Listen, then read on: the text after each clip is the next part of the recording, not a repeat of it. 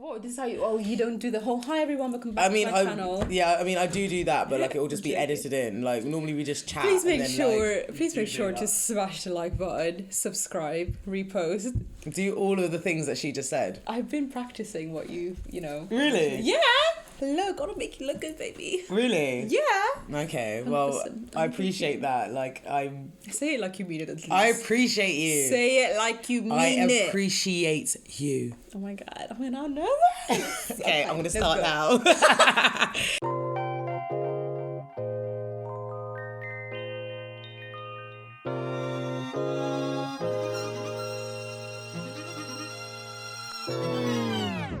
Hey, welcome everyone. This is another episode of DM Talks. My name is Sarah and this is a podcast that aims to promote well-being and assist healing, whether that be physically, mentally or spiritually. Ultimately, we just want to be seen in our entirety. And this podcast hopes to show listeners how multifaceted they are. We're all the center of our own universe, so why don't we do more to better our own existence?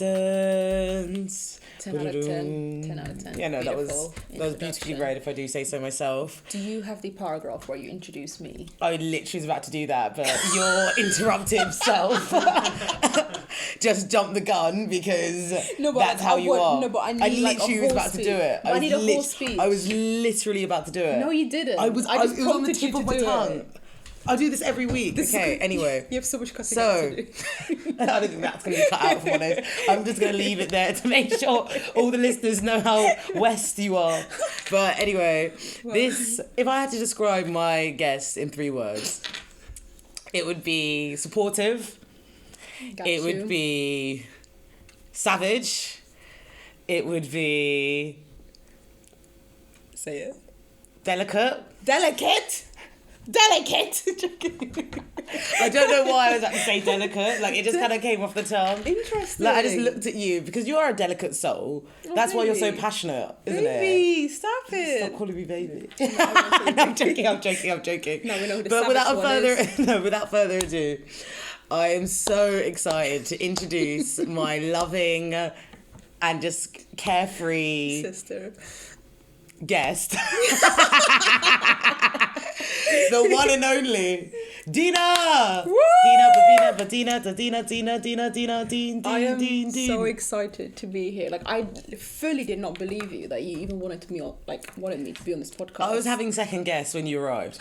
As you should. I'm joking. Only a little bit. Oh, baby, why? I'm joking. You're not joking. It's all right. We do have therapy sessions together, you guys. Don't worry about it. But no, thank you for having me. I'm so excited. Like, tell listeners a bit about yourself. Who is Dina? Most people would describe me as Beyonce's twin, but we won't get into that. No. So yeah, like, energy. Fuck it, do it. Yeah. So similar to Beyonce, sometimes you might think I'm Rihanna. It all gets a little bit confusing. Oh wow. Bear with me, guys. I'm joking. No, I'm Dina. Just an average black girl. Unfortunately, one day I'll make it. You have made it. You're a bad bee. I have made it. I'm Sarah's friend. You know what? I'm Sarah's friend, so I have made it. For real, guys. If you have this energy in your life, it's like winning the lottery. Oh, that was cute. Seriously, it is, though. That was really sweet. No, for real. Like, you're amazing. You're amazing. Darling! Oh my God. We're showing each other love. I think this is a great time to send us to the divine, isn't it? Go for it. Let's go. So the divine is a section of the podcast where we shine a light on a good thing. And today, Dina has brought a book in for us, and I want you to tell us about your nomination, Dina. Mine is called Good Vibes, Good Life by Vex King. And I mean, you guys obviously don't know me, but I'm the type of person where I hate these self-healing books, like these positivity quotes. You're not a fan of toxic positivity? I hate it. Like, I can't do it. Like, I'm such a realist where I just don't like reading if you're a bird, you can fly. Like, I just don't do this.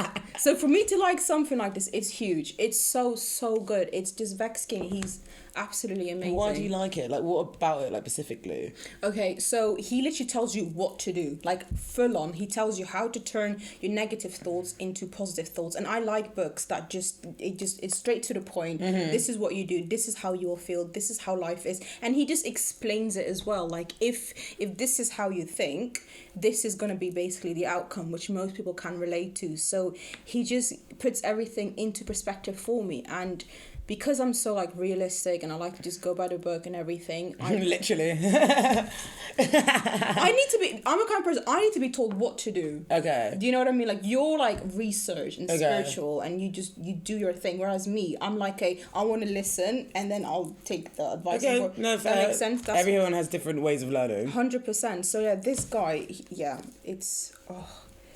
it's amazing, you guys. This is the 8th time that I'm reading it. 8th time. Wow. I've had it since like it came out. It's insane. It's like my second copy because the other one was just like going through those pages so quickly. Yeah, the notes, the post-it notes, amazing. Everything. Yeah. So I want to give this to you, by the way. You want to give it to me? Yeah, that's why it looks so dude. No, you need to read this. You'd love. You want to give it to me? Your toxic energy needs this. Yes.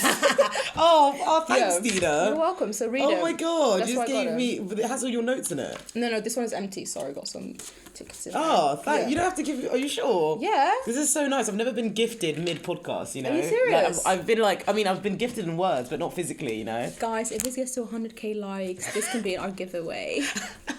It can be, okay, but I want to read it first. So yeah. No, amazing. Thank you, Dina. That's a great nomination, and I would love to read. I'm excited to read it.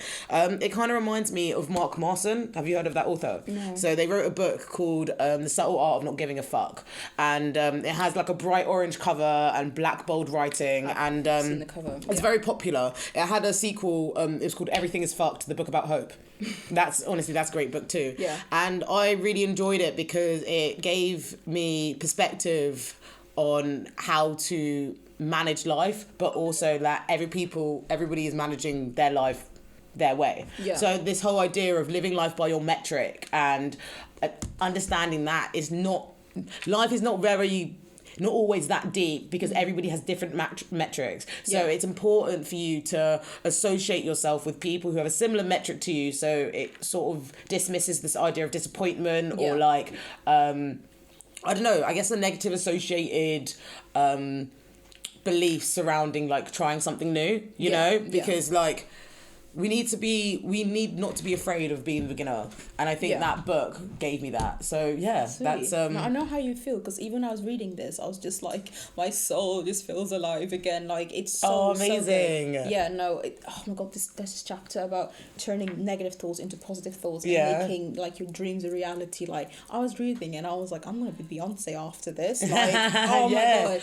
you know insane. What? It's that quote. Like, I remember seeing it. It was like, we all have the same 24 hours in a day as Beyonce.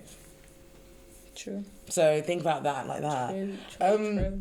I'll get on to my nomination for the Divine. Yes. It's basically children.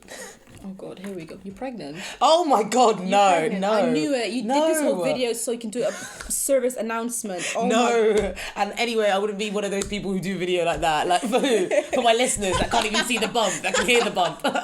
But so basically, yesterday, like, I've got these cards, right? These source messages that or spirit messages, if you will, that are oracle cards, and that's like another sort of it's another form of divination, similar to tarot, but it's like spirit gives you one card and then you flip through a book and then you read the message in that book. Okay. And yesterday I was doing a tarot oracle card reading for myself, and the last card that I got was a child's love, and it encourages me to look at life through a child's eyes and do just fun things, like, you know, like just enjoy life. Or it could also encourage me or it could also encourage me to think about a child, whether that's my inner child or like a relationship that I had with a child in my younger years, and sort of valuing the simplicity of it and valuing the comfort in it. And it was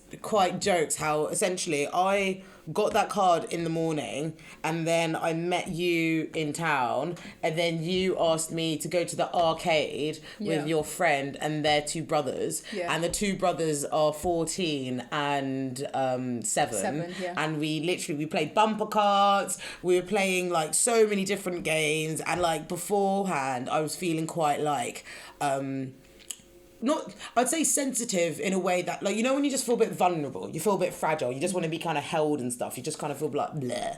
After that, like playing with the bumper cards and like just doing all the fun shit that we were doing with the children, it just kind of like reminded me, just take the joy in the little things. Yeah, like definitely. What was that game that there was this game yesterday that they were playing, they were putting 2 peas into something. Oh my goodness. It's an arcade game.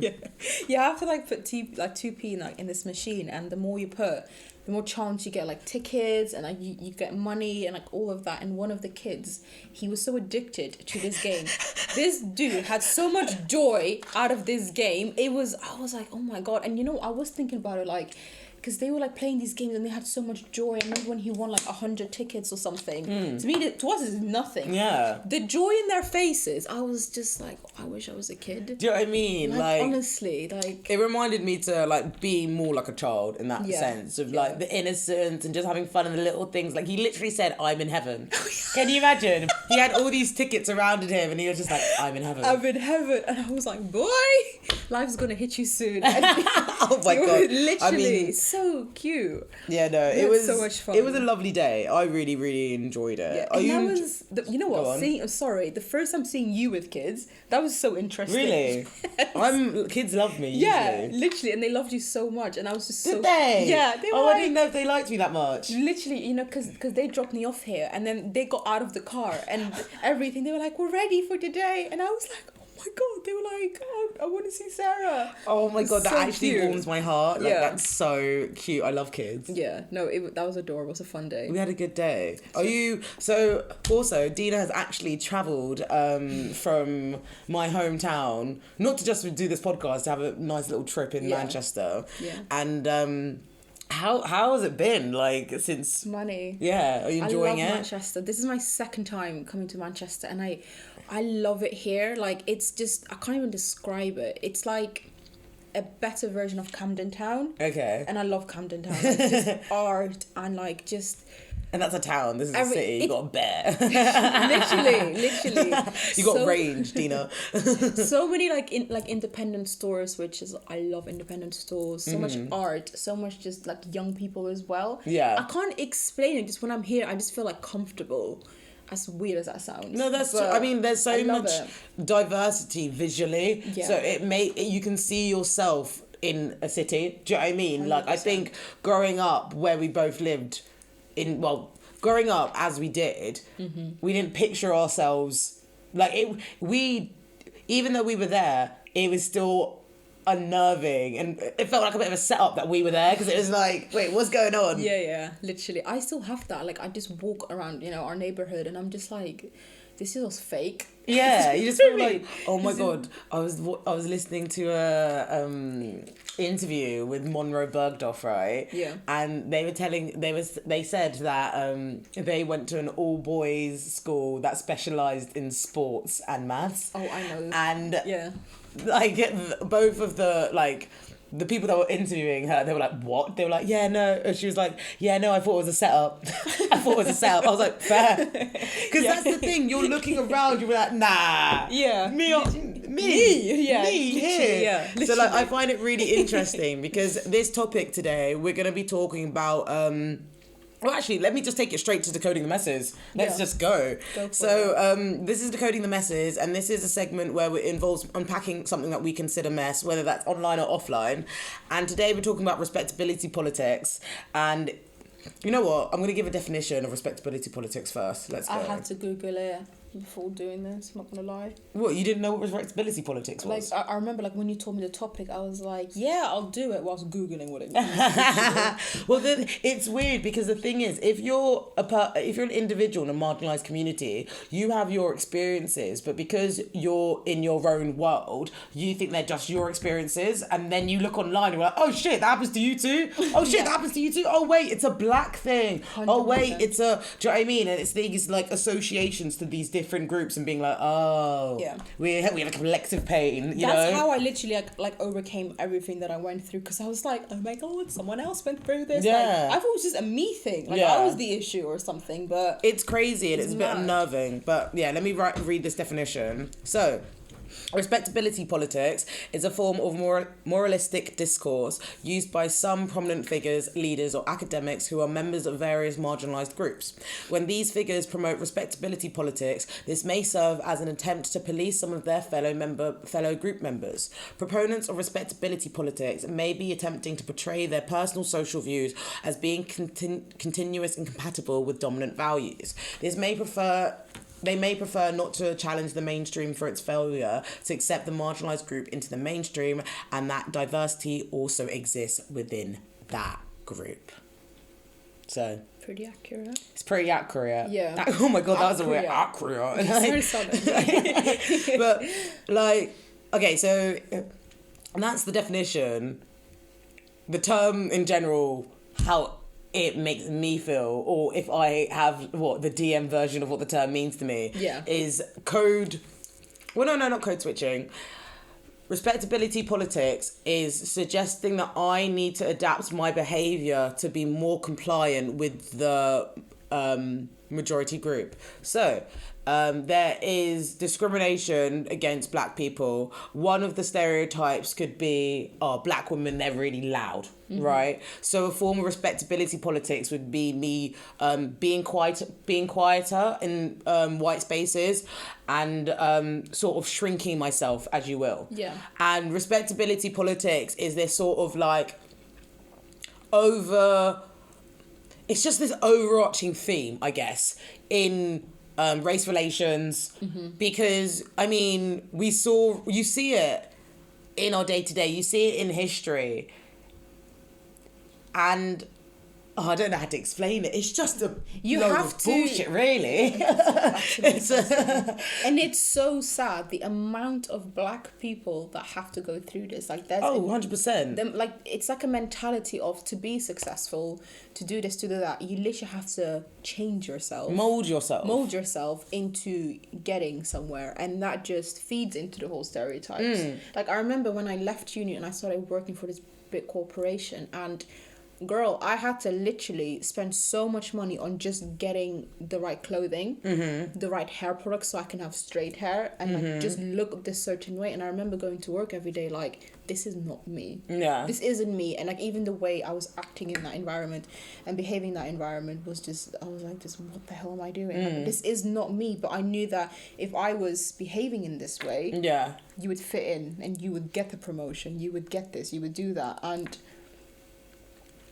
yeah, it's awful. How long did you work there? Oh my god, 6 months, and I left. Fair enough. I left. I just couldn't. Like, you know how you were like, sometimes like us growing up, we felt like we were in a dream. With me, I was just like stuck in like my brain just wasn't part of me anymore. Yeah. And like getting out of that environment, I was just like, oh my god, like I can be me. Like, it's mad awful to me because respectability politics obviously has influenced my life. However, I didn't recognize, it was more prominent in my earlier life than it was in my older life. But I think that's the whole idea of like becoming more comfortable in self. Yes, you know. of course. So like when I was younger, respectability politics, I don't want to use the example of being loud, because I've always been loud. Like, that's just my voice. It is what it is. Deal with it. Like, but respectability politics in the form of like groups. And let's say, okay, so I could definitely see myself changing my behaviour depending on what groups I was with, you know? Yeah. And it's worrying to me to think that because I lived in Windsor, I literally, that was just adaptive to my mental space. That was like, whatever group I'm placed with is the group that I assimilate to. Yes. And because you well, for me, let's say for me personally, it was like some characteristics were genuine. They were true. They were me. But because I was in that group, they were just encouraged and repeated and strengthened more. Yeah. So then when I'd go to a different group and they criticize a genuine facet of mine, Yeah. it was even more like confusing, because it's like, wait, no, this is me. I'm not even adapting now. Yeah. And I think that's the scariest thing, because when you're younger, you adapt and you change, and then you grow up and then you realize it doesn't make a difference. Yeah. It doesn't make a difference at all, because you're still going to be seen as a black woman or a black You'll person. always be black, yeah, definitely. And like with me, it was like you fake so many things. Mm-hmm. You fake it for so long to the point that like it like becomes you. Oh, what And did I'm you just- fake? Me, I faked so much. Really? Oh my god, I'm gonna be started like being, because with me I am loud. Trust me, Yeah. I can be loud, but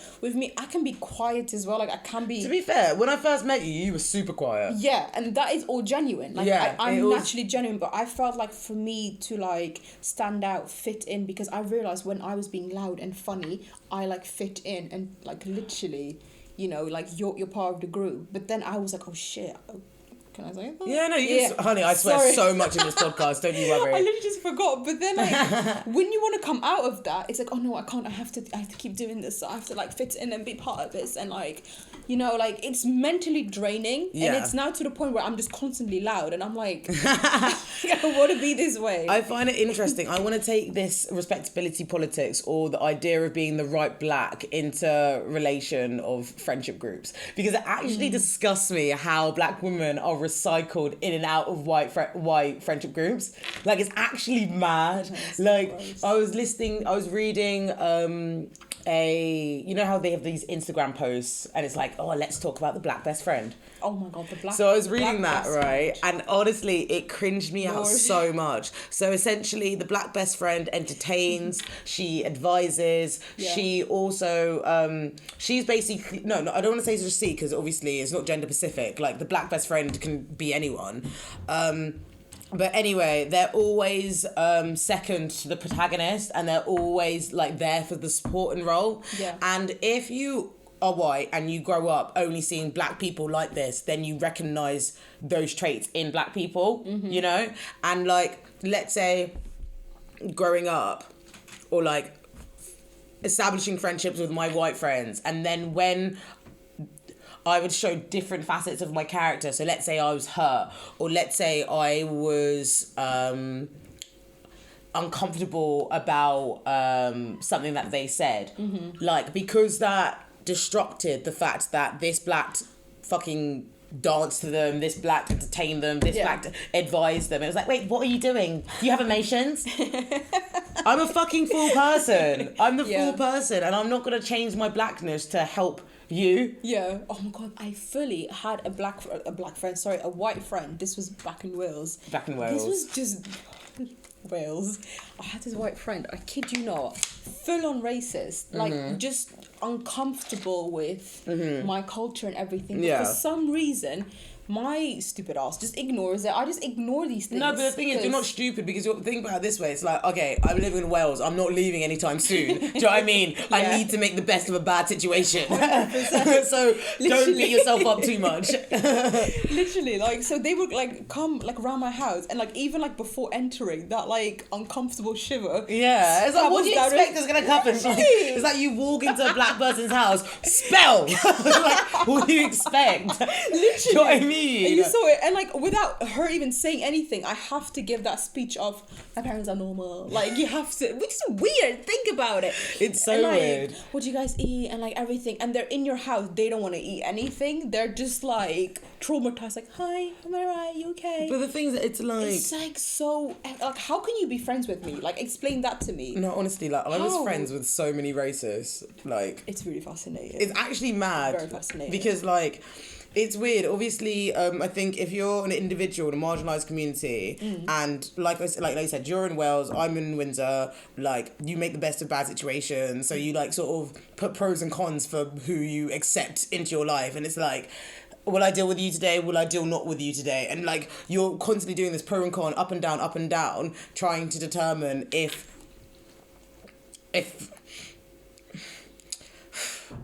Damn. The word is lost. The word's just lost, you know, because the thing is, it's like, it just baffles me, right? How we're rewarded for certain facets, but then only on their time. Whiteness as an ideology is so intriguing. Respectability politics is so intriguing because it is literally discrimination. However, it's a different form of discrimination, but it's also projected by people. It can also be projected by people in your minority group. So let's say like respectability politics in relation to the black community. So like I was considered not black enough for the community. You know, what was that measured by? Was that measured by the music I listened to? Was that measured by the clothes that I wear? What? The things that you believe in. Exactly. Like how is my blackness like measured? How does it go up and down just because of the certain attributes that I have? It's the stereotypes, and that's the annoying thing. It's like stereotypes are so stupid that people, it's just stuck in their brains that like you have to be like this and listen to that and be like that and do this, and if you don't, then it's like, oh my god, she doesn't do that, she's not black enough, she's not this, she's not that. And then if you, oh my lord, if you have a white friend that does something that's considered black, and then you don't, like with me for a long time in my life, I didn't, like I listened to country music. That was honestly, it was like, oh my god, she's black, she listens to this, she does that, I'm like blacker than you. But then equally, it's like, where the fuck do you think country music came from? I don't even know. No, but I mean, like, if you think about, like, okay, so country music came from the country. Guess who's in the country? Because you stole us. Do you know what I mean? Like, so don't tell me I can't listen to my country music when you literally took me from another land, from my continent, while I was minding my own business, right? You plot me there, and now you're judging the music I listen to, the music that I created. Do you understand that you're not mad? Like, no, it is disgusting. And it's like, if you have that one friend that, like, listens to only black music. And then, Sarah, when, oh my god, amount of times I've heard saying, people tell me I am blacker than you. I feel like I'm more blacker than you. Oh or whatever. My god. Lord have mercy. How cringes me the fuck out. Do you know what someone said to me once? Someone was like, oh yeah, you're white because you grew up in Windsor. And I was like, okay, cool, right? Okay, let's talk. I've said this before and I'll say it again. I'm a dark-skinned black woman. I'm black 24/7. I cannot be white any time of the day, anytime. There's no opportunity, there's no ambiguity. Literally. Like, so for you to say that, oh, you're white because you live in Windsor, you're saying that my personality doesn't match my skin colour. And I'll be... like, for black people to say that to me, I'm like, okay, so be with you, it'll never be well with you, because the thing is, it's internalized racism. It is, but for a white person to say that to me, it's like, okay, now you are mad. Now you are mad, because you're not just being racist once, but you're being racist twice. You know what's like the thing that's actually mad about it is, they think that they're woke. Oh. They think they're woke. Don't. Darling, you ain't woke because you think you're black. What is black? How many people did you meet at uni who studied anthropology and think that they're woke because of it? Or history. History was one of them. Like, I got it mostly with like people who studied anthropology, and then they'd say like the worst shit. Like, I remember this one time, this guy literally said nigger in front of me, and I literally stared him. I literally looked into his soul, because you know when someone says nigger in front of you, well, when a non-black person says nigger in front of you, you're like, you go alert, you're like, what? Like, who's that? Oh, like, you're literally like, what? Like, you're literally like, do you know what I mean? So, like, it took me a minute, and I was like, nah, like, is it in my head? And then I was like, no, he said the word. So I was like, this will determine if he said it or not. So I just stared into his soul, like, bearing in mind, it was me, a group of white people, then him on this corner, and he said it, and all the white people, like, 3 of the white people went, and like looked at me to look at them. So I was like, okay, so I'm not mad because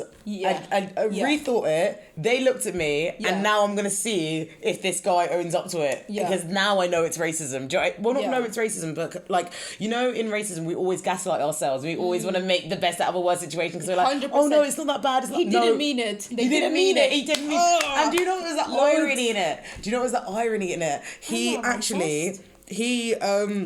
The irony in it as well, like, he said the word nigger, obviously that is like one of the worst things that you could ever say to a black person, but he was having a debate with people, and he was literally like, oh no, that's not right, that's like saying nigger to black people, whilst a black person's in the room.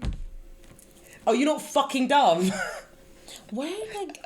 Do you not understand how mad you are? What went wrong in people's upbringing? Do you know what I mean? Like, this is just, like, so extreme. I mean, true. The thing is, it's like, I go back and forth with this all the time. Because the thing is, racism, like, I can, as a psychologist as well, I can really appreciate that it's a condition, not conditional. Sorry. I can really appreciate that racism is, like, it's learned. Do you know what I mean? I can see how it's learned. But then also, I think when you focus too much on how it's learned, you forget that's a choice. True. You know, like, it's unnerving because, like, even in that situation, like, I was going back and forth in my head. It was like saying the word nigger is like the worst thing you can say in front of black people, but also because he didn't say nigger in that context. Yeah. But then why are you saying nigger anyway? Like, why can't you just say N-word? If you're a non-black person, why can't you just say the N-word? Like, it's not that hard. It's fucking 2 syllables. It's the same as nigger. Like, do you know what I mean? It's literally the same. So, like... And in the spirit of the word nigger, you can bleep it out in a song, okay? I don't care. It's so difficult. It's so hard. I'm like in the flow. No, you're not in the flow. Do you know what song I fucking hate? Don't say it. You know, fucking Chris Brown, Funky Friday, like Funk Something is a Friday. Yeah.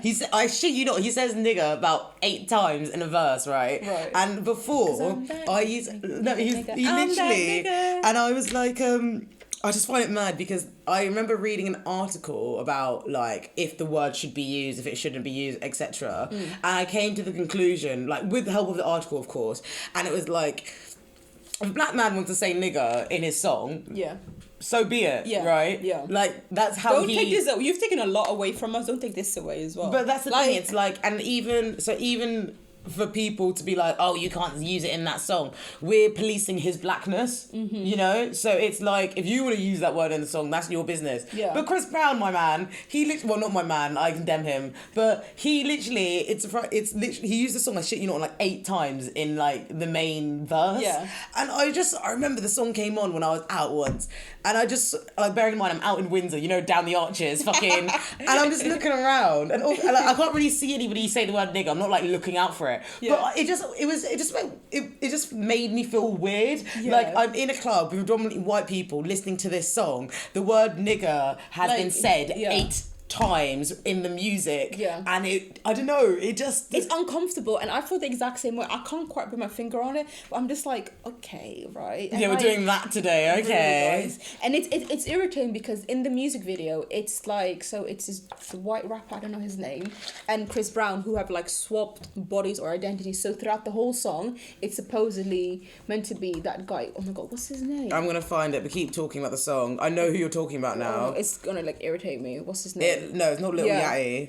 Lil Dicky. Dicky, that's it. So it's like he's singing as if he's Lil Dicky. So Lil Dicky said nigga, nigga, nigga. Okay. Like, I know this is like thinking way too deep into it, but it's just like... But the thing is, you end up doing it, and you're like, what? No, my brother, excuse me. Yeah, like, we're not today. None for this.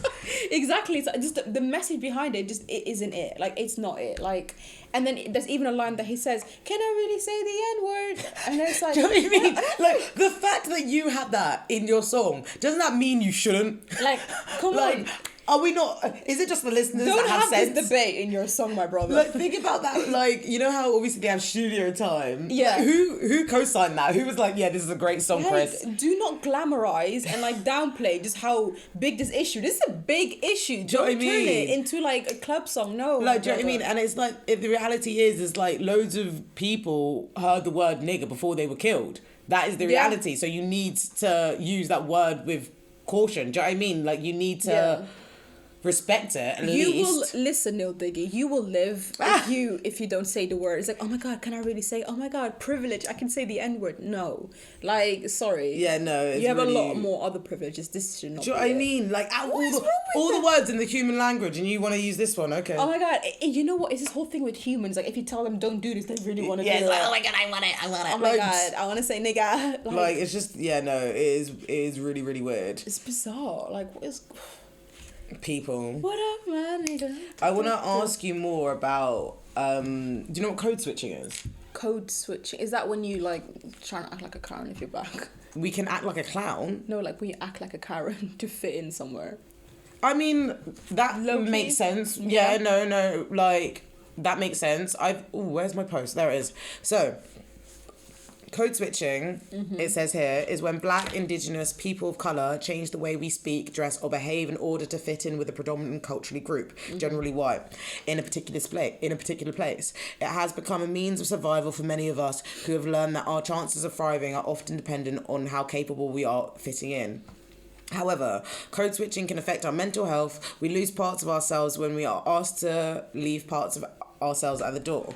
When we hold certain identities, beliefs or values but act in a way that conflicts with this, we can result an internal disconnect that results in discomfort, anxiety and stress, confusion, frustration, infuriaty and exhaustion. Be easy with yourself as you look for ways to remind you of who you are. So I just got that I love post of Ogor Chukwu. They're a UX designer shifting the culture of wellness. So they basically post loads of comments about race, identity in a really, really like simple and easy accepting format, you know? This is the one thing that I really like about Instagram, because you can find information but bite size and like put it there. And even that's like, oh, okay, let me Google this in my own time. And then you've learned something new, you know? But I wanted to talk about the idea of code switching because I think it's very relative to respectability politics. If I know what Black is needed to the situation, I will adapt to what Black is needed for that situation. So, right, I have an extensive history in working in hospitality, right? I have worked at really like posh places, like fine dining. I've worked at really shit places. I've done loads of different things. And I find it really interesting how sort of my experiences sort of influenced my intuition when I was waitressing. I actually said this in an episode with Tasha Bailey on microaggressions. Keep on talking for too long. Like no, 2 hours? No, sometimes I do it for 2 hours. Like literally this for 2 hours. But here's the thing, I can listen to you all day. Every day. Not even trying to hype her up. Like with me, like me growing up, I'm so naive, Sarah. I'm naive, so naive and just out of it and just stuck like in my own thoughts that like listen to someone like you. It's like you put shit in perspective because. Oh, thank you. Because I feel like if you're Black, I'm not saying it's your duty to like make a change, but if we don't start speaking up about this shit, it's just gonna continue for generations. 100%. Like I don't want to bring a Black woman or boy into this world when it's like this. Exactly. No. Do you know what I mean? Like, did you see what's her name? Tiana Taylor. Tiana Taylor. Out there she's in a I think third or second trimester of a second pregnancy with a gun there, literally a gun in her hand, being like justice for Breonna Taylor. That is the energy that I want. That is the energy. Honestly, she's like, this is how I feel knowing that I'm gonna bring a Black child into this world. And true, I relate. Honestly, I completely relate. And it's not even just fucking discrimination that we're gonna face in the streets. What about the fact that Black women are 5 times more likely to die in pregnancy complications in the UK? I didn't even know that. There was a lady that literally just died. I want to say her name was Nicole, woman. Nicole Tia. Is she a influencer? Dude, that killed me. Like, oh my God, they were putting out so much content, like promoting like a healthy Black relationship, excited to bring a child into this world, and it's just like. Yeah. Oh, well, no, you take the ad blocker off. Pause on the site. This is so sad. Like, I made this massive mistake of like, because I didn't really watch her. I watched her videos. Like, I didn't know of her until she passed. Same. And it says London-based YouTube star Nicole Thea died at 8 months pregnant along with her unborn child July the 11th. In the UK, Black women are 5 times more likely than white women to die during pregnancy and postpartum. Many factors likely contribute to the disparities, but one OB gynecologist is encouraging doctors to check their implicit bias and women of colour to speak up. So my little sister, she read a article about why Black women die more likely during childbirth and after, and she literally, my sister, she quoted this to me, and it was so idiotic. I still don't quite understand it, and it literally said that some doctors believe that Black women are more tolerable of pain. Yeah. That's yeah. So if a Black woman says she's in pain, they're not going to take her as serious, thinking that she's a strong Black woman. She can handle it. So when I got really into communication and healthcare, and if I choose to do a master's, I really want to understand about to be fair, I'm back and forth. I want to do history, but I also want to do psychology and health relationships. Well, it's psychology and health. It is mad, honestly. Like, I remember even talking about this in my I went to the hairdressers and I was talking to the ladies that, like the hairdressers and stuff, Yeah. all of them are black women. It's like this place in Slough. And I literally just wanted to ask them about their thoughts on healthcare. Every single person didn't trust them. Every single person did not trust their doctor. And I was like, why is that? She's like, they don't believe me. They don't, when they show me medication, they don't actually speak about it to me. They're just like, take this, I'm done. Yeah. And like, that was an account from multiple people in a small hairdressers. Just imagine how it's reflected in the UK in general. Yeah. Like, it's another reason why I want to get into healthcare so much. Like, just seeing how my family have been mistreated within the healthcare, because it's not even just bloody the doctors that you have to face, it's those damn receptionists. Honestly, I hate receptionists. Mate, honestly, I hate there's these I hate admin receptionists. It's just funny, right? It's just funny that I Lord. won't name and shame which hospital, because like I don't know if I'll come back to that. I live in Manchester, but there's this one medics office in Windsor, and I swear to God, I will beef every single one. I've beefed every one of those ladies because they don't take me seriously, and they've always undermined my pain and always said to me like, oh, you should have done this. Do not tone police me when I'm angry. That's another thing about respectability politics. It's funny because I literally went from code switching back to respectability politics. Fuck it, we move. That's how we do it. That's another thing. This whole idea of I have to present the right black to you. So when I'm in the receptionist office and they just see this black individual that's asking for help, and they're just confused why she's there, even though she's working. If someone comes up to you whilst you're working, don't you think that they're asking you for help, or is that not fucking common sense? Is that common just not? sense is not that common? Do you know what I mean? 100%. And oh my goodness, like the receptionists, they would be so dismissive to me, and they'd always have a go at me for like the tiniest thing, and I would just be there like, I hate receptionists. I don't know why they feel like they got so much power. Like my sister, oh my God, when I went to the like secondary school that in Wales, my mum, she was gonna like, you know, get me in. She was at the receptionist, and this receptionist gave me hell for 5 years that I was in the school. She said to my mum, we can't accept your daughter into this school, quotes, because she's not British. And my little naive mum, she said to her, sorry, did you say your sister's already in the school? No, so my sisters, like my siblings, they were like in different schools. Okay. They were in different schools. I was really confused because I thought you were about to say your sister's in the school and they said that you can't be in there because you're British. I'm like, it's not everyone. Are we not all struggling together? Literally, no, like the woman, like quote for quote, said that, you know, we can't accept her because she's not British. And then my little naive mom, we could not speak English, by the way, at all. So she believed it, walked away, did her research, found out that it's just complete bullshit, came back, and she was like, I'm gonna fucking sue you, like, what is wrong with you? And that receptionist gave me hell for 5 years. Like, mind you, little Dina in this massive school that couldn't speak English, I would go to her like to pick up, you know, like those dinner tickets, so you get free school meals, so you'd have to go there every Monday, pick them up, and so she gave them to me. And because I didn't say thank you, like, girl, the only word I can say is hello in kitchen at this point, because I didn't say thank you. She sent me all the way to the back of the queue, right? Sent me to the back of the queue, got to her again, and someone said to me, oh, just say thank you. So I did what she said, was late to my lesson, got shouted at, and got detention. Like, crazy. I can't, I'm bleaching my skin to just survive. I'm bleaching it, like. But it's crazy because it's like this receptionist has a presumption of black people, but because we're not being the nicest black for her, she's now limiting your, opportunity to get food quicker. Not just that, it's and like, obviously she's done other things, but I mean, like in this example, she knows that I couldn't speak English, so it was like she was trying to test you. Yeah, test me, and it's kind of like an anger or like frustration at that. Like, why can't you do this? She's always had that with me.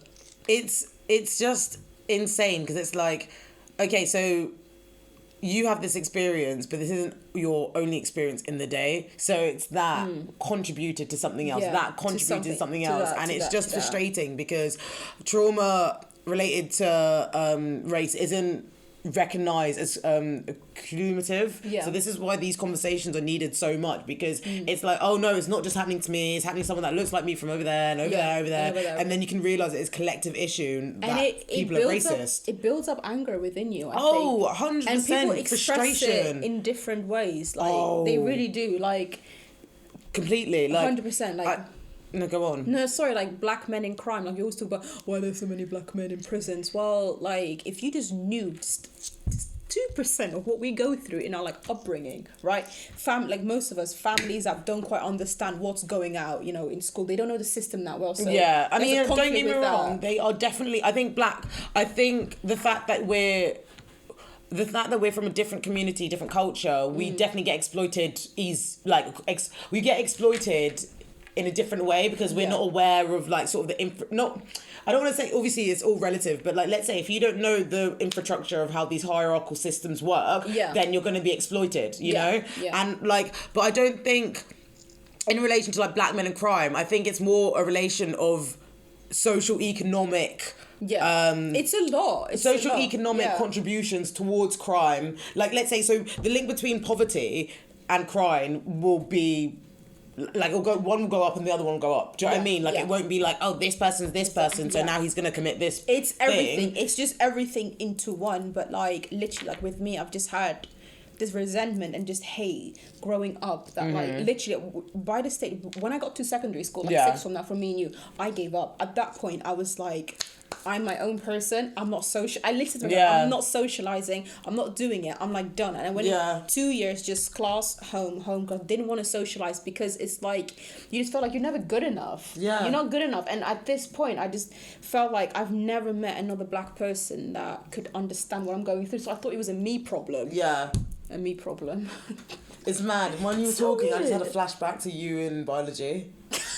I literally, like you were talking, and I just looked at you, and I just saw you in biology. Just nothing. No, I saw the blank stare on your face, like, and now it all comes together. Do you know what I mean? 100%. Like it's mad because that's the thing. Even though we went to school together, we didn't actually talk to each other that much until afterwards. We got a lot closer. After school, and I think that's because we both had different sort of ideas of what blackness meant to us but here's the thing, even at that point, like all the black people that I have met, they reminded me so much of my white friends. Like they were extreme, like they didn't know they were black in my eyes. So it was like that. So with me, I had so much I was so anti in sixth form that I was like, I don't care. Well, you fed up, weren't you? You're exhausted. Sarah, I used to cry every day before school because I'm just like, Lord, here we go. Like it was like socializing. It was something I didn't want to do anymore. Like being part of society, people, I was like, I'm done with this. But it's mad to me as well because it's like, do you know what? Like, I know this is a bit odd what I'm about to say, but like, I just think like, obviously we've got a really good relationship now. Yeah. But I just think about like all the times where. And obviously I'm not blaming myself for this because I was going through shit and stuff. Yeah. But all the times where I literally was just so in focus in my own shit that like anything around me I didn't recognise. So let's say if you were to like, oh, Sarah, let's do something. And I'll just be like, no, I'm revising. Do you know what I mean? Like, 100% that did happen. I just find it mad because I look at obviously our relationship now and like we were like, were we the only black people in that school? Yeah, in our year, definitely. Yeah, so we were the only two black people in school. But I'm just thinking about all the other black people that I was the only person with, and they probably were like, "Who's this bitch?" Yeah. Like honestly, I think about when I was in psychology, and this black girl, as in like uni, and this black girl like looked at me, but because I was literally revising, and like just obviously it's not bad because I'm literally just working on my own shit, but like in her head, she probably thinks like we could be black together. Like, do you know what I mean? Like we could be friends together. So you know Angelique, the girl who we met yesterday. Yeah. I remember like it was like the first couple of days in this school, and I just saw a black girl, and I'm like, my sister. I was like straight away like, I'm recruiting you, like, and that's it. Like it's that mad, like which is kind of sad if you think about it. Oh no, it's very sad because the thing is, it's the whole idea of like, you're so desperate. Let me just say it with chest. You are desperate to be seen, and you're desperate to be heard. So when you see someone that looks like you, you're like, oh, this is my moment. This is my moment. We're gonna be best friends. We're gonna be best friends. Literally. But then also that sort of that projection of like. That projection of like expecting something can be really hurtful when it doesn't make up to it, because then you're like, oh shit, like like the amount of times where like I would like, let's say at uni, be like, oh, these guys are so sick, and then I was like, oh my god, like You know, you're like, problematic. You're problematic. you're toxic. Yeah. You have an issue. That's like so sad. Like, we can't just exist and expect everyone to be nice to us and normal to us. No, it literally, like, all these issues and oh my god. You passed on the weirdness to me because my mind just went. Don't worry. What was I even saying? I was just thinking just now about relation to like friendships again. Yeah. And I would be so cringed out at this whole idea of being the right black for social situations. So like I could tell, right, okay, so let me tell you one example of what happened, okay? Yeah. So me and I have a friend, right? My friend's white and she has a boyfriend, right? There's these group of white girls and I shit you not, every time my white friend's on it by herself, they ignore her, right? When the white friend is with me, they talk to her. When the white friend's with the boyfriend, they talk to her. But when the white friend is alone, they completely ignore her, she exists. And I tried to explain it to this girl because this is something that I've had to sort of learn with, you know, when you're like, not just the black best friend, but like the cool black person or just some cringe shit like that. Yeah. I don't know what it is, but people put you on like this popularity pedestal and it's so fucking cringy. They see you as like, okay, so they see me as this, don't get me wrong, I'm cool, I'm sick, but I'm also a weirdo. Do you know what I mean? Yeah. And like, they see this black girl with cool, like, colourful hair that, Aesthetics. like, speaks and, like, that speaks vocally about, like, that's passionate, whatever, and is, like, quite a creative. So they're like, oh my God, that person's so cool. I want to know them. I want to know them. And then they dismiss, like... It's weird. It's like a positive form of racism, but it's still cringy as fuck because it's based on race. Like, if you like me for me. Don't like me for my blackness. 100%. Like, my blackness is only a part of my identity, and that's the whole point of this podcast. Like, we're multifaceted, baby. Yeah. Like, what if you like were like in support of Trump and Hitler? But no, she has coloured hair, so I want her. Like, remember that saying? It's like, if your friends walked off a cliff, would you? Oh, I think I would. Be like, ooh, what's the tea? No, I don't think I wouldn't. If you told me to jump off a cliff, there's no way in hell that I would jump off a cliff. I would convince you. No, so I would drag you. No, I would like actually. Carry you. I think the only person really, I think I'd let Leah. Do you know who Leah is? She's my friend. She did the first episode with me, but she's like basically Bear Grylls but a hippie. Like she literally like has been traveling to India. Like she went to like East Africa by herself. That was the first place that she traveled. Do you know what I mean? So like, if this bitch is telling me to jump, I'm gonna fucking jump. Like she's weighed out the pros and cons, and I feel comfortable. You know. That's sweet. But no, I'm not jumping for no one. You're not jumping for. Would you jump for me? You so fucking would. I know you would. I would. You That's so 5 would. times. I've jumped 5 times if I survived. It's so irritating because it's like being friends with like your like celebrity crush.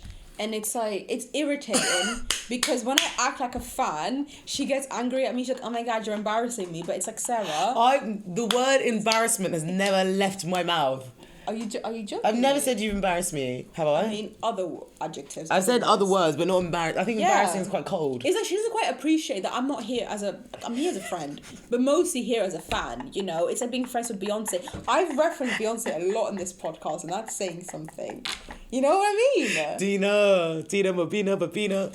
Hey, nah, I'm kind of feeling the song now. No, literally. Oh my God, you make me laugh. You make me laugh. Though. I'm talking about code switching at work. At work, okay. Yeah, so like... I don't know if I've told you this. I think I have. I'm the happiest I've ever been in a job, and there's only one white person. It's all Asians and black. Okay. Where are you working? In like I've never been this happy in my life, Sarah. Okay, here's a question for you, Dina. What's it like being in a diverse work community? It's something that I've never experienced. Really? I have never in my whole life experienced being in a diverse work. Damn. This is my first time I think in life where the minority is white. Like we have like 2 white people and the rest are all black and Asian. I kid you not. It's like I'm in a dream.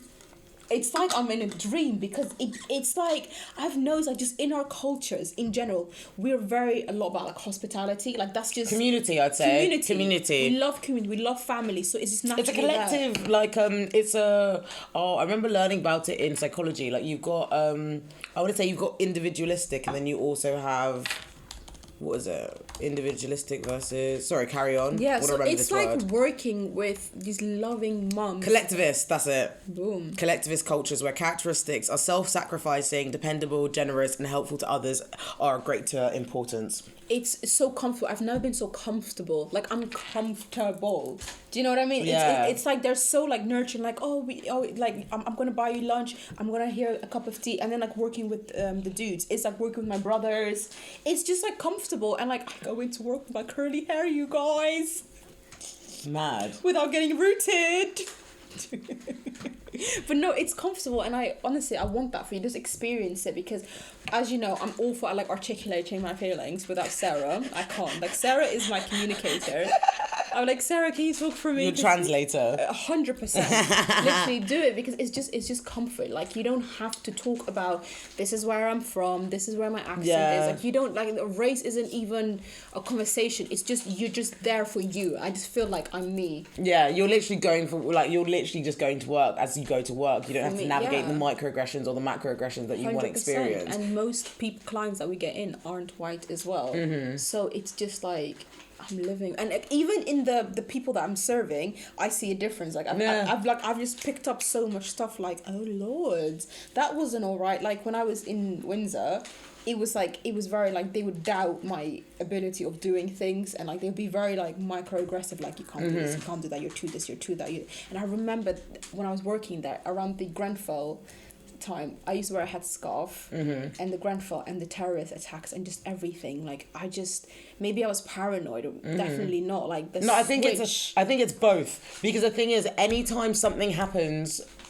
let me let you speak, and then I'll say something. When that happened, there was a lot more negative energy. Like, I'm good at picking up, and there was a lot more negative energy in where I was working. I was mainly working with white people, so there was just negative energy when they would talk, like in the morning briefing, about what had happened in London. You can just feel just oh my God, like that look and everything, and like it's just uncomfortable, and I don't wish it upon anyone. No, you don't, because it's messed up. It's so uncomfortable. It's like you're doubting your own. You gaslight yourself. Yeah, you're like, who am I? Why am I? Like, you just feel. Yeah. It's interesting that you talked about like the timing and how it influenced your perception and also the energy, because the thing is, anytime... Okay, I'm going to take this to Shamima Begum. So, like, I just wanted to talk about Shamima Begum. Begum? Yeah, Begum. Quickly, because basically she was one of 3 East London schoolgirls who travelled to Syria to join the Islamic State group ISIS in February 2015. She was born in the UK to parents of Bangladeshi heritage, and then she left when she was 15, right? But basically, she tried to, I want to say it was in 2018 or like 19. When 18, 19. Oh, okay, 18. 19, yeah. Where she tried to return to Britain because she was pregnant and she just wanted to have her baby in safety, right? I don't condone anything that she had said. However, if you look at the facts, she was coerced and she was groomed. She was completely brainwashed. You can see it in the video. But anyway, this story got considerable amount of media attention. Like, it was everywhere. Like, this person in my dissertation said, like, oh, if it wasn't on our smartphones, it was on the radio. And let's say if you're in a taxi, like, that means you're indirectly hearing the radio, so you're going to hear about her story. She was of... she's Muslim. She was Muslim as well, and literally 3 weeks later, it was that bombing in New Zealand on the mosque. Yeah. You know, whenever there is a figure in a marginalized community gets that much media attention, the backlash is insane. For all the people, like, you don't understand, like, literally this happened, and then you just saw spikes in hate crime towards Muslim people, Islamophobia just go off the rails. It's it's insane, like, and I find it interesting as well, because you talk about your experience now, but then you talk about what your experience is when you're wearing a hijab, and even that increased market identity, the fact that you're wearing a garment that shows that you're more other than the national majority, is then going to influence the discrimination that you're going to receive. Yeah. And that shouldn't be the case for anyone. Like, I should be able to feel safe working in a hijab if I then as the people that don't wear a hijab, you know? Yeah. Like, it's this whole idea of like sort of shrinking yourself, adapting yourself, like changing yourself for the situation. Again, code switching yourself for it. Like, Yeah. I find it interesting because you're talking about like your experiences at work, and my experiences like in the workplace have been so much more different because Yeah. they've been more retail, hospitality, and even the different blacks I gave to the situation, it would then end in me getting more tips. Yeah. Do you know what I mean? It was really, really twisted. Like, Like it's hard. serving racist, but then I'm still getting £30. Do you know what I mean? Like, I was brought up in Windsor, like I learned a few tricks. Yeah.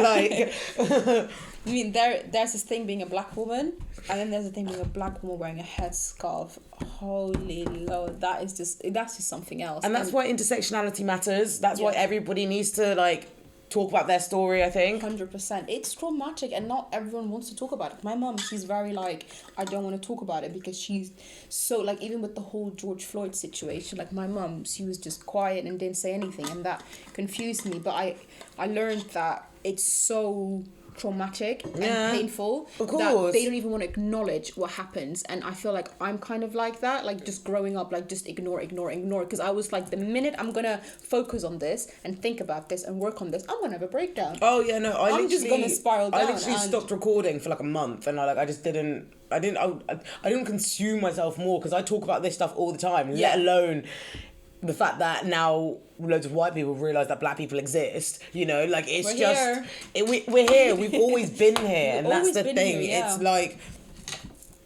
you can't, it's like they're afraid of us, you know what I mean? Like, it's like how, like, it's like they're just like scared of just like black people flourishing and being successful and everything. Like, they're just like so stuck in their ways, and anyone that doesn't conform to what they want to do, it's like a threat in a way. But I mean, yeah, you're completely right, and it's weird how that's like, if Jeremy Corbyn was black, he'll be assassinated by now, honestly. Oh my god, that's actually scary to think like that. Do you know, but it's true. I mean, I understand exactly what you mean. It's like they just hate him so much because he brings so much goodness into Parliament. Like, things he's talking about are like, you know, like when he was in like South London, for example, like with a bunch of grime rappers, you know, like stuff like that. Like, they don't want that. Politicians, just ignore them. They don't exist. Don't acknowledge their existence. Like, they just want to ignore that. So that's like seen as a threat, you know. But that's not threatening at all. Like, don't get me wrong, it did kind of cringe me out, like how like I don't know, there was this like collaboration between grime and like the Labour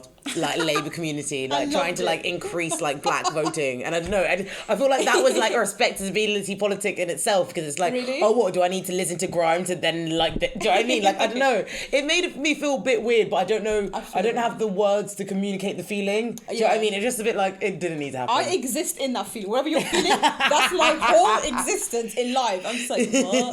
But I kind of liked it because I was like, wow, he's like, actually, like, I like the whole, like, they're completely binary opposites, you know, grime artists and politicians. The fact that they were like gelled together, I'm like, I mean, like fair. That. It's just, it's what, still, like Sudan and South Sudan? Yeah, one day, you guys. One day. God. It's funny because basically Dina's the only Sudanese, well, you're not the only, are you? You might be, to be fair. I think you're the only other Sudanese girl that I know that I'm not related to. That's so sad.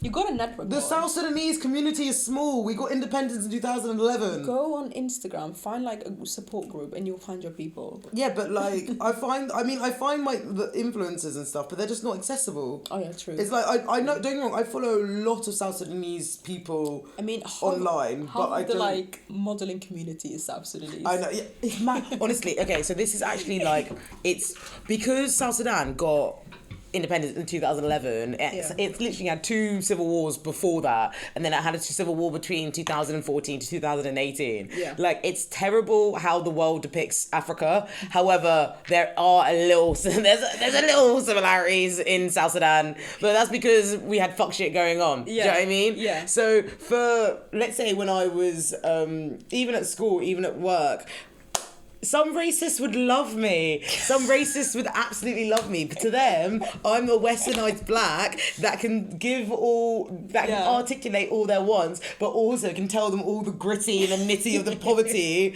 of this country. It's actually kind of. I mean, it was really. We're actors, baby. All of us. I mean, we had to, and baby, it's weird because. survive. But the thing is, in life, you have to adapt to yourself to an extent to live, I guess. But then, if you're a marginalised community, and especially if you're in a community which isn't representative of people that look like you feel that pressure so much more. Yeah. And I think with. Let's say, like, relation to work or so. Let's say if I was in fine dining, like. I can't even imagine you in fine dining. Should I tell you a funny story? I'm not sure if I told you this before, but so basically this one time I was working in a restaurant and I was working outside and I'm a sick waitress, do you know what I mean? Like I'm 10-10. And I have everything. I have the talk, I have the dance. I must be good. Mate, I was living lavish. Anyway, I was serving this white family and this one, the white man, he was like a proper Etonian. Like he was like, oh yes, like he talked like this and everything was like amazing and Raji and like he was just like doing the fucking most. Yeah. And he was out there with his white family and I was serving tables like, hi guys, you want some drinks, etc, just chatting, give the standard, convo. And the guy's like, oh, so where are you from? And do you know what I mean? As soon as I saw his haircut and his purple blazer, I knew where the conversation was going. However, I'm at work. I also know that racism, even though racism everywhere, it's not always. So I'm gonna find out if you're racist through a few tests of mine. So I'm gonna ask you a few more questions to see how you're racist. I'm gonna take So notes. he's like, where are you from? I'm like, Windsor. And I was like, oh, so but where are you from? I was like, oh, so Windsor again, because I wanted to see how many times could I say Windsor before he asked me how am I black? Because realistically, when you ask someone where you're from, they're like, ooh, so how are you this colour? Yeah. What makes you so different? But the thing is, that could have been in your mind, but you chose to be quiet. You chose not to be quiet, so you get nonsense today, innit? Yeah. So anyway. This guy, he's like, oh, so where are you from? Where are you actually from?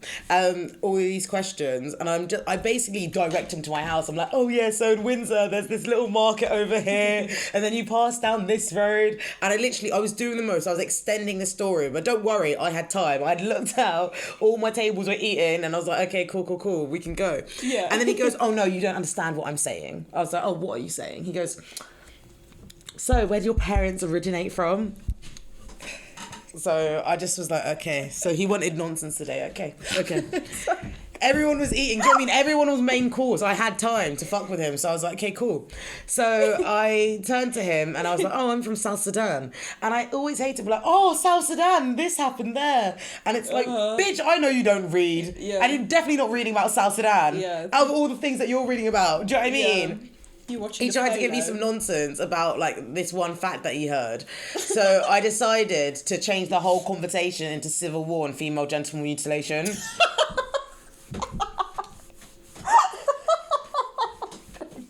I did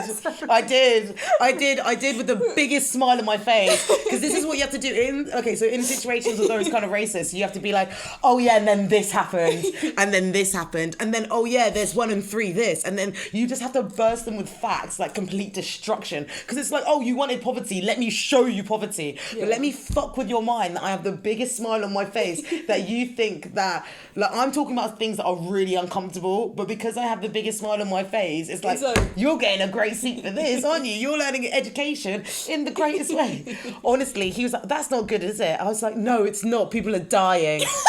I was saying figures like about rape, assault. He's saying that with his whole family still. Like I gave him time, and literally you could have seen. I don't even know. It was so funny. Like you could see the wife being like, "You've asked too much far, Jonathan. You've gone too far." Yeah. And like literally, I left that. I love this. I left the table, literally, I left them feeling so confused and so misunderstood. Because realistically, the racists and them, they wanted to know, but they didn't know how much they needed to know. Yeah. And in my head, it's like, okay, if you want to know where I'm from, why don't you help the people that I'm from? Let me tell you what's going on. Tell you, Do you know what I mean? Let me show you this PayPal. Let me show you this charity, because it's like, oh, you really wanted to know about South Sudan this bad? Let me tell you about South Sudan. So maybe you can come and help. You put in female genital mutilation. Yeah. Sarah, you can't talk about the clit. Oh Lord. They wanted to know. I love it. Energy. You know, I had time. I'm the And I still got opposite. paid £20 for my tip. So that's the thing. They This tipped is the you? trick. Of course, I'm 10 out my job. What can they complain about? Oh yeah, she started talking about FGM. civil war and FGM. Why did she talk about? Oh, we asked her. Do you know what I mean? Like, yeah, they didn't ask about me explicitly. Don't get me wrong. I gave them South Sudan, gave them history. Then you hit them with the nonsense. Yeah. Then you hit them with that, because it's just like, That's so at the end of the day, I could, just like see it as nothing, whatever. But it's like, this could be either a teachable moment or a moment to get something for me to release. Because do you know what I mean? That's not the first time that I'm gonna hear, where am I from? Where am I actually from? Yeah.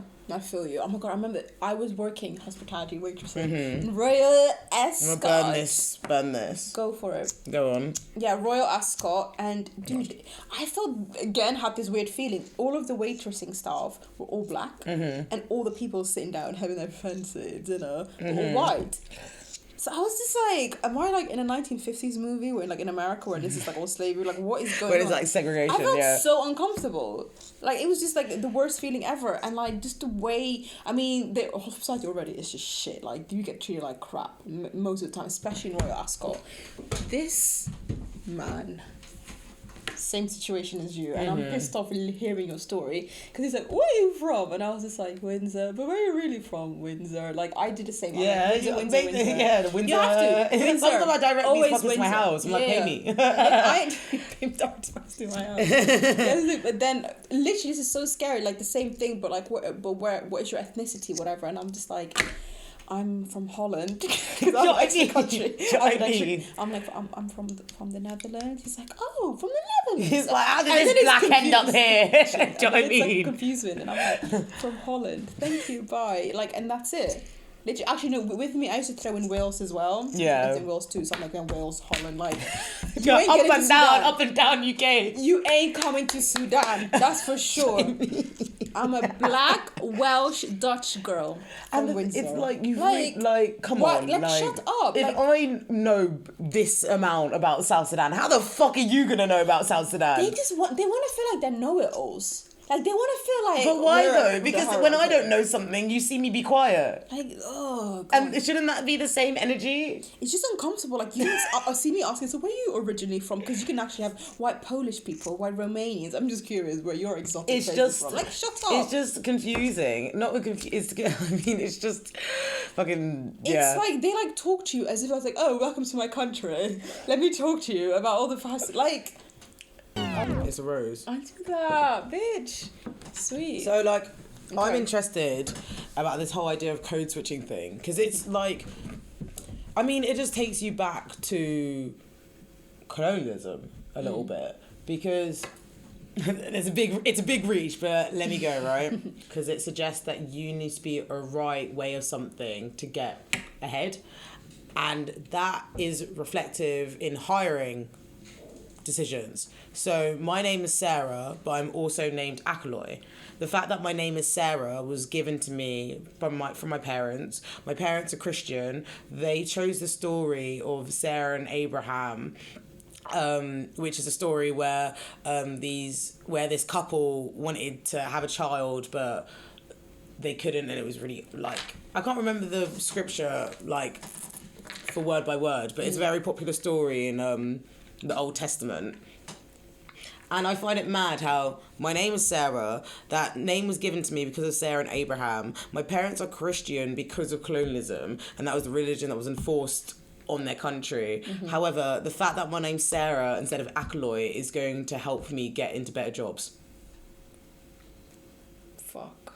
Like, how is that all connected? It's fucked. Literally. Like, it's... And it's like... what? Because my name's Sarah means that I'm the right black in a Western world compared to if my name was Akaloy, or if I used the name Akaloy more. At least now you don't have the whole, how do you say your name? How do you spell your name? Yeah, that's the thing. I never got through that. Like, I've got friends' name that literally is so easy. I don't want to like bait her out, but I've got this one friend name, and throughout our whole life, everyone's like, they'll just say any other word underneath the sun, but her name was like 2 syllables. Yeah. So it's like, it's not actually that hard to know. My name is 4 letters. 4 letters. Has anybody ever sent Dina wrong? All the time. What have they said? Dina. Some people are so uncomfortable, they just say Diana, and I'm like, where'd you get the extra letter from, darling? Like, with my name, yeah, that's a complete whitewashing of your name. Dina to Diana. I heard Diana, like, no, but Dina, and, like, because of how, like, you know, in British eyes, it's like strong, like Diana, because that's, I think, is Dina. Like, how do you mess up Dina? No, people are mad, and I think that's just the main conclusion of... But I get it most with my surname, which is Abdallah. Oh Lord, how do you spell? And they always add there's no H on the end. It's not Allah. It's just no H. It's just, I can't explain to you. Like, it's normal now. I don't even think it's even wrong. Like, that's how messed up I think it is. I'm just like, yeah, my name is Dina. That's spelled Dina. Like, you go straight into the spelling. Yeah. You go straight into the spelling, and I don't even care if you mispronounce it. Like, I'm just like, just continue mispronouncing. It's mad that you have to be dumb. My name is so easy. Dina. Like, wow, like, come on, my brother. Like, you can't mispronounce this. Yeah, no, like, I think there's a level of ignorance, but also a level of just discomfort that is portrayed in a way that's, like, really limiting. Yeah. You know what I mean? It's like, oh, I'm uncomfortable, so I'm not going to bother. Yeah. My parents, they went with this half and half thing. Like, my dad was like, I don't want to give them westernized names, but I don't want to give them, like, the proper Sudanese names. So he was like, but he's given all of us, like, very easy names.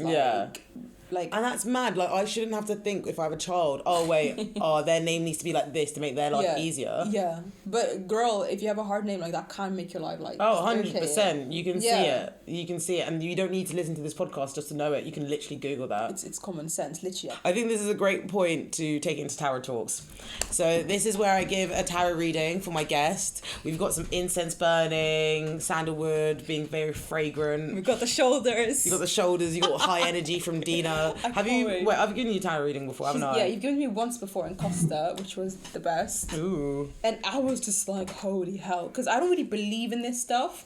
But then when you gave me that tarot reading, I was like, holy Lord, like, it was just so spot on, and it was scary. Well, I'm happy. I'm happy that you enjoyed it, because the thing is, I say this all the time, but like, I want tarot readings to be general, intuitive readings. I want them to be, I guess, relatable. You know, like, I want them to. I want people to recognize these tarot readings are just different perspectives that I can take things on, you know? Yeah, definitely. So yeah, I'm just going to shuffle some cards. Okay. You can get your energy on this as well. Just shuffle them. Just shuffle them. Do you like... Oh, wait. I'm going to see if I can... Sorry, this card's upside down and it's going to annoy me. Okay, now shuffle those. Yeah. Don't look at the cards whilst you're shuffling them. Like, don't look at the colours. What was that, like bad luck or something? No, I just know you, and you'll be like, "Ooh, what's this card?" And then you'll be like, "This one's mine." And like, they're very pretty. I love the art. I feel like if you pick them and you like can't see them, then it's more an intuitive nudge, you know. But so before this discussion. I can't speak. I'm so bad at shuffling. No, honey, take your time. Yeah. Before this, me and Dina were just having a little chat about what we want to talk on with Tarot Talks. And we decided in relation to the right black, respectability politics and code switching, we want advice from Spirit to help us align with our most authentic selves. So... Dear Spirit, Universe, High Power. Give it to me. Give it to me. Give us all the energy and clarity whilst we try to understand what it means to be your most authentic self, or how is that viewed in today's society as black women. I hate this. This is so spot on. It's just like, it's giving me the feels. Okay, I want you to half this deck. Mm-hmm. Right. And then take a card. From either side. Either side. Oh, okay. Okay. Right. Okay. But you went for the second one. That card accidentally came out. Okay. So when a card accidentally comes out with, let's say you went to go pick out those two, Yeah. I want to take out the second one as well, just because like, it's like, oh, something was trying to get into you now, but I want to get the other one. Do you know what I mean? Like, that's how I see it. Not the me being clumsy, no. Oh, no. This card is actually upside down. Oh, okay. So when you get tarot, cards can mean different things depending on what way it's up. We got two cards, right? We got the King of Cups and we got the Ace of Pentacles, right? So we got this card first and this card second. Right, so the first card, the King of Cups. The King of Cups has a large emotional capacity, very emotionally intelligent. They're nurturing, they're a loving father figure, they're understanding, and they're considerate, you know? When you look at the King, you look at like an idealistic, well, no, not an idealistic. You look at, this is like a personality that we all need to master in life, right? And it's more significant than to this card because it's sort of, you know when you get like the King of Diamonds or something like that, that's more important when you're playing, you know? So when you see the King of Cups, it suggests that you're in a time of your life where you have got a large emotional understanding of what's in you and what's around you. With this has come with a lot of pain, but they also recognize this pain as enlarging their emotional intelligence, you know? Because regardless if we have experience, which... I'm trying to get into it. Yeah. So, okay, we're presented with an experience in our life, right? Regardless if it's good or bad, in the matters of love, our cup enlarges, you know? So let's say I've just felt heartbreak. My cup enlarges even though it's fucking hard that I was just hurt, you know? Have you seen that quote that I shared on Instagram? What? My cup runneth over. Well, Spirit was trying to say something, weren't they? Spirit was trying to say something. So I literally just posted on Instagram, like, it's like something in the Bible, and I literally put, like, I was like, I love this quote, and it says, my cup runneth over, and I've been watching so many Oprah Winfrey videos about my cup runneth over and looking into details about it. I hate you. Oh my God. Well, this is so weird. When we look at cups, it's governed by water. Emotions need to be safely expressed, you know. They're fluid. They need to they take the space that they come into contact with. Okay. And when you look at that in relation to your emotions, you can understand the fluidity, but you can also understand that when it's contained and when it's limited, it can result in negative consequences. So the fact that the King of Cups is standing here boldly and comfortably suggests that he loves loudly, but he knows that love's like he's already satisfied with the love that he has within. So you see him, he's got a cup here. I want to say a staff there, a cup and a staff. I'll have to look into it again. I have to reschedule, like look at the card, but it kind of looks like that is a smaller cup of this one. So it's like, look, I've got my own cup, but also I'm sharing this with you all, you know. It intrigues me because we've got the Eight of Pentacles upside down, right? And the Ace of Pentacles is like number one of Pentacle. You've got the heavens sort of gusting through, you know, like blowing through and presenting a pentacle. When we look at pentacles, it's anything external to us. Yeah. So it's like, are we planting a seed, you know, whether that's within nature, whether that's in our career, whether that's in our health, we're planting something. But you got the card upside down, which suggests that you might not recognize this opportunity, right? It could also mean that, well, what else does it mean? Well, tell me what you feel about the card so far. Let me know. The first one, can I just show you quickly on my phone? Yeah, get it up. Can I want to know this quote. I was, you know, a bit of emotionally vulnerable, so I just stumbled upon these videos of Oprah Winfrey, who, oh my God, I love her, and she started speaking a lot about my cup runneth over, and she has this whole video explaining it, and I just thought, I love this quote, and I love it so much, and I kept reading about it, and just everything about it is that, like, my cup, look, 28th of July. My cup runneth over, Psalm 23 to... Yeah, it's that, like, my cup is full. I am full of myself, essentially. Like, I love myself, and whatever flows out of the cup is what I decide to give to people, you know? Yeah. And that's a mentality where I'm trying to get into my life. I'm trying to just love myself, and whatever I've left over, I give that to people. Like, I put me first. Yeah. If that makes sense. With the opportunities one, I've had a 2-hour therapy session with my manager who's like, go for this role. And I'm like, no, I don't want to. I'm not ready. And then he's like, I'm begging you, just go for this promotion, apply for the job. And everything stopping me is that I'm not ready. I'm not mentally ready. I'm not emotionally ready. I'm not ready. I don't want to do this. My parents are like, what is wrong with you? And like, just everyone telling me do it. But you know how stubborn I am. I don't do it. So that's why I don't like it, because it's accurate. This is too much.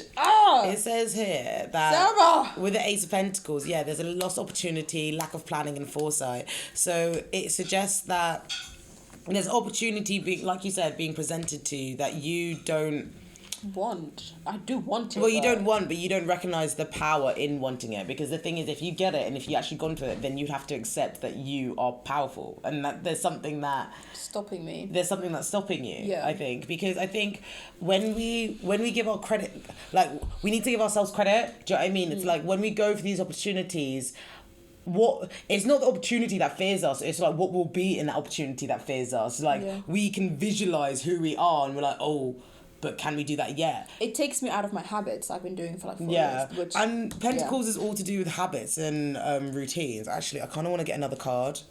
So please, can I have another card, Spirit, for clarity? Zoom into my face, like this is my like uncomfortable face. Like, why are these tarot cards so accurate? Okay, again, right. So we've got a lot of emotions here.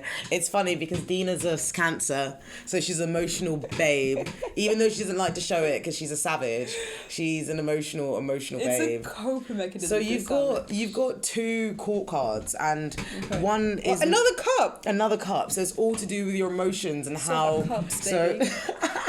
It's your emotions and sort of how it's being reflected onto a. So what's really interesting here is that you've got 2 court cards. One is the Knight of Cups and one is the King of Cups.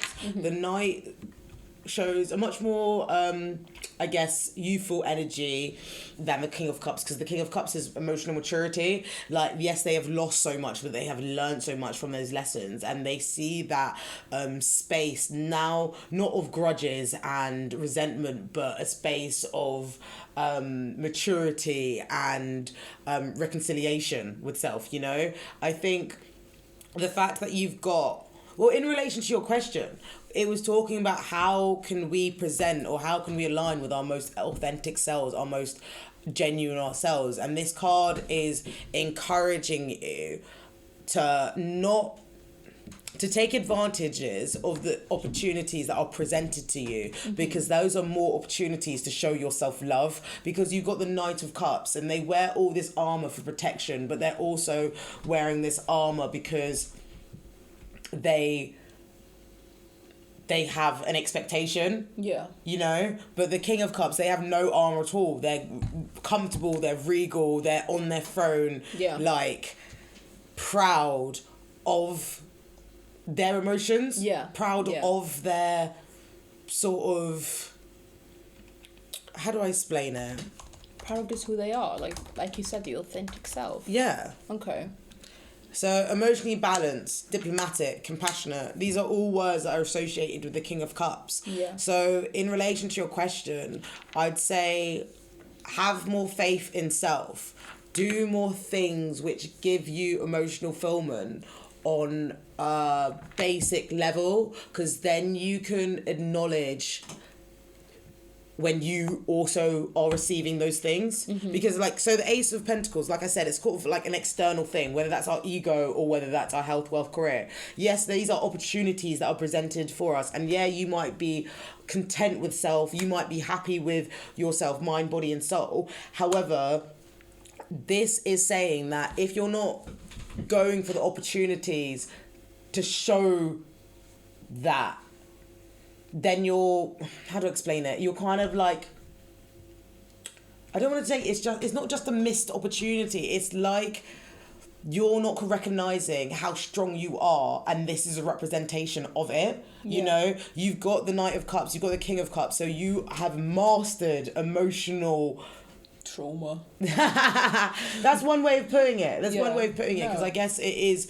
the idea that even though trauma influences us on a negative level, it enlarges our emotional range. Yeah. You know, it enlarges the capacity Yeah. that we can understand love, but this also means that we need to respect the capacity of receiving love, because Yes. you're comfortable with giving love out, but you're not comfortable with taking love in. And the Ace of Pentacles is providing you an opportunity of showing you that love in a material form, Yeah. whether that is through your job, or whether that's through your health, or whether that's through your manager calling you, telling you to go this. for this role. This is another way of showing love for yourself. I love myself. Love yourself. I love you. Oh, love you too. No, thank you. that was cute. I love that. That just took me in a headspace of like, fucking hell. The cards don't lie. The cards never lie, honey. The cards never I lie. have one thing to say. What? And you told me not to say, but I'm gonna say it anyway. Oh, God. Your death is my death. Your birth is my birth. I felt I was supposed to say the second bit. Oh, really? No, I'm joking. No. My death is your death, bitch. North Sudan, South Sudan coming together, exclusive. Al Jazeera exclusive. We're being... We're coming together, baby. Independence by ours. We're one again, you guys. Oh, God, no, none of that. 2011, we got independence. Bop, bop. So I'm going to take you to the last segment, Dina. It's coming to an end. Oh no, I don't want it to end. Well, it's going to, because I don't want you in my house that long. I'm joking. I love you, Dina. She says these things, but she doesn't mean. No, honey, you're here, and I know. I'm enjoying your company. Hit me. So the direct message is the take-home message that you want to leave listeners, right? So it's a few sentences that you just want to let listeners know, you know? Okay. It can be about this episode, it can just be about life. But it can be anything. Yeah, you can give me a selection of things. So, Sarah Darmore hates me. I don't hate you. We are Barely. No, okay, a serious note. Listen to you. Trust your gut. That's what I want to say. Mm-hmm. Trust your gut. Because, like, even though it might feel like shit, it doesn't feel right, I swear to you, even if everything around you doesn't align with how you're feeling and what you want to do, fuck it. Literally, and just do you, and then shit just works out. I don't think me and you, we would be as close as we are now had I just kept listening to just external forces. Like when I decided just being real and just being, you know, who I am today. Yeah. I don't know, like so much just worked out. So it'll work out. Listen to your gut, bitch. That was a lovely message. Thank you, Dina. Love you, Sarah. My direct message. So we talked about respectability politics. We talked about being the right black. Yes. I think my direct message is, although it can be intimidating, being alone or sort of going against the grain. Yeah. Of society or your peers, it will benefit you in the long run 100%. so much 100%. more. Like, yeah. I know the thing is, it is actually easier being said than done for some people. Like, I know for a fact that I found it hard, but equally I know that I'm confident in self. I'm very like charismatic. I'm a people person, so I will always find my way eventually. However, if you're shy, that's going to be harder, you know? So I just want to say, be patient with self whilst you also learn about self. That's what I want to say. Yeah, no, I love think that's that. a great... Honestly, like, no one will love you more than you. Exactly. It's No the most one. important relationship. No one. So... And, like, it's the greatest love ever. Honestly, I love myself so much. My cup runneth over. Yes! Give it to them. Give it to them. Yeah. No, it's true. So, we've come to the end of the episode. Could you please plug in your socials? Oh, my socials. Yeah. Follow if me. people want to find you on Insta and stuff. Or Twitter or whatever. It's Instagram, Dina BDA. That's it. Dina BDA? Yeah. I didn't know It's that. like the first of my second name. Oh, yeah. Yeah, it's like ABD. Get it? Oh yeah, I get it. Follow me on Amazing. Instagram. I always post TikToks. No, thank you so much, Dina. It's okay. You've been Thank you for having me. so entertaining. Oh, shut your mouth. So darling. entertaining. This is me and Sarah. Like when we meet up and we go for like a coffee date. This is us. Yeah, I thought if Honestly. anything, we were a lot calmed down. Normally we're effing and blinding and we're like, did you hear what this person said? Rah! Let's cancel it. Like just bullshit like that. 100%, yeah, But no. no, honestly, I'm so happy that you came on. Thank I you. really appreciate it. I think this is going to be a great episode because it just sort of highlights why being the right black Doesn't exist. doesn't exist and It's it a doesn't myth. work. It's a myth. It's a literally. myth. I've been your host, Sarah DM. This has been DM Talks. You can find us on Instagram. That's it. Thank you for listening. Thank you. Thank you. Bye. In a bit. We also need to do promo. Promo.